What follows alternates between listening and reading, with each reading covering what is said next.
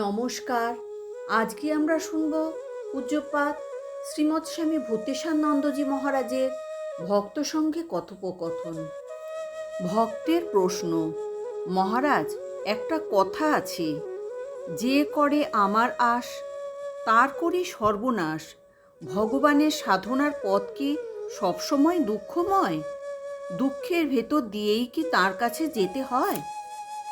উত্তরে পূজ্যপাদ মহারাজ বললেন, হ্যাঁ, দুঃখ ছাড়া তার কাছে পৌঁছানো যায় না। আনন্দটা তাকে দিয়ে দুঃখ নিজের কাছে রাখলে তবেই তাকে পাওয়া যায়। ভক্তের প্রশ্ন: তিনি তো আনন্দময়, তবে জগতে এত দুঃখ, ধ্বংস, ভূমিকম্প, বন্যা এগুলো কেন? তিনি তো মঙ্গল সাধন করেন। পূজ্যপাদ মহারাজের উত্তর: তার লীলা কে বুঝতে পারে? তিনি কিসে মঙ্গল সাধন করছেন সে বোঝার ক্ষমতা কি আমাদের আছে? এই যে দুঃখ, বিনাশ, ধ্বংস হচ্ছে, এগুলো চোখের সামনে যারা দেখছে, তাদের মনে যে বৈরাগ্য আসছে, তারা যে ভাবতে পেরেছে জগতের অনিত্যতা, এটা কি মঙ্গল সাধন হচ্ছে না? ভক্তের প্রশ্ন: আপনি বলেছেন সরল হতে হলে সংস্কার আর অভ্যাস চাই। এই অভ্যাস কি করে হবে? পূজ্যপাদ মহারাজের উত্তর: সরলতা অভ্যাস করতে হলে জটিলতা, কুটিলতা বর্জন করতে হবে। ভক্তের প্রশ্ন: আমরা জাগতিক ক্ষেত্রে কোনো দুঃখ পেলে দুঃখ বোধ করি, ভগবানকে না পাওয়ার জন্য কেন সেই রকম দুঃখ বোধ করি না?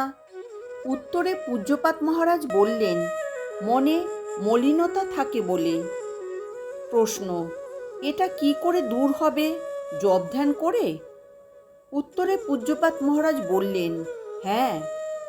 প্রশ্ন: আপনি বলেছেন ভগবান যেমন অনন্ত, ভক্তিও তেমন অনন্ত, এটা একটু ব্যাখ্যা করে বলুন। উত্তরে পূজ্যপাদ মহারাজ বললেন, ভক্তি করতে করতে ভক্তি বাড়ে, ভক্তি যত বাড়াবে ততই বাড়বে। প্রশ্ন: নাম করলে হবে তো? উত্তরে মহারাজ বললেন, হবে তো মানে তোমার সম্পূর্ণ বিশ্বাস নেই। বিশ্বাস যদি থাকে যে নাম করলেই হবে, তাহলে আর প্রশ্ন থাকবে না। ভক্তের প্রশ্ন: আমরা যথাসাধ্য ডাকার চেষ্টা করি। উত্তরে মহারাজ বললেন, তাকে পেতে হলে যে ব্যাকুলতা প্রয়োজন তা হয়নি। বাড়িতে অসুখ করলে বা চাকরি না পেলে যে ছটফটানি হয়, তা কি হয়েছে তাকে পাওয়ার জন্য? হয়নি। হলে তবে পাওয়া যাবে। ভক্তের প্রশ্ন: সংসারে সকলকে কিভাবে দেখব? উত্তরে পূজ্যপাদ মহারাজ বললেন, নিজের ইষ্টকে সকলের মধ্যে দেখতে হবে। তিনি সর্বভূতে সকলের মধ্যেই আছেন। ভক্তের প্রশ্ন: কিভাবে তাঁর শরণাপন্ন হতে হবে? উত্তরে পূজ্যপাদ মহারাজ বললেন, সর্বধর্মান পরিত্যাজ্য মামেকং শরণং ব্রজ। ছেলের ওপর, স্বামীর ওপর, বাপের ওপর কর্তব্য সব ফেলে আগে তাঁর শরণ নিতে হবে। প্রশ্ন: ব্রহ্মচর্য কাকে বলে? পূজ্যপাদ মহারাজের উত্তর: ব্রহ্মের পথে চলা, তাঁর অখণ্ড চিন্তা করা। ভক্তের প্রশ্ন: তার কি কোনো নির্দিষ্ট সময় আছে? যেমন বৃহস্পতি ইন্দ্রকে বলেছিলেন 21 বছর ব্রহ্মচর্য করতে।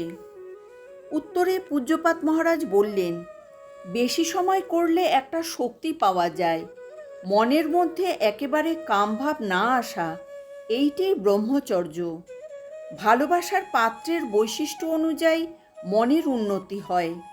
মানুষ যখন সন্তানকে ভালোবাসে তখন তার একরকম মন থাকে, আবার যখন সে বাবা মাকে ভালোবাসে তখন তার মন একটু শ্রদ্ধায় পূর্ণ হয়, তাই বেশ একটু উঁচুতে ওঠে। সে যে তার স্ত্রী, ছেলেকে ভালোবাসে, বাবা মাকে ভালোবাসে, তাদের সঙ্গে নিজের যোগ আছে বলে, এটা হলো পরৎপ্রিয়। আর আত্মা হলেন সত্যপ্রিয়, আর ভগবান হলেন আত্মার আত্মা। ভক্তের প্রশ্ন, ঠাকুর বলেছেন মাঝে মাঝে নির্জন বাস করতে, সেই নির্জন জায়গাটা কেমন হবে?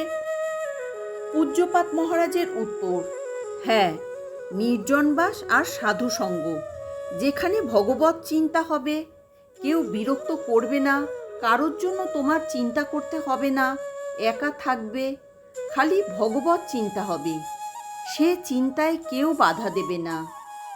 আর সাধুসঙ্গ হলো যারা ভগবানকে চিন্তা করেন তাদের সঙ্গ করা, তাহলে তাদের সঙ্গে থেকে তোমার ভগবত চিন্তা হবে। সাধুসঙ্গ মানে তারা যে পথ অবলম্বন করেন তা অনুসরণ করা, সাধুর সঙ্গে তামাশা করে চলে যাওয়া নয়, তারা যা করছেন সেটা করবার চেষ্টা করা, এই হলো সাধুসঙ্গ। ভক্তের প্রশ্ন, মহারাজ, নির্জন বাস সংসারে থেকে কি করে হয়? সবসময় আসার বাধা। উত্তরে পূজ্যপাদ মহারাজ বললেন, বাধা আর কে সৃষ্টি করছে? তুমি তোমার বাধা সৃষ্টি করছো। চেষ্টা করতে হবে, চেষ্টা করলে, ইচ্ছা থাকলে সব হবে, ইচ্ছা না থাকলে কিছুই হবে না।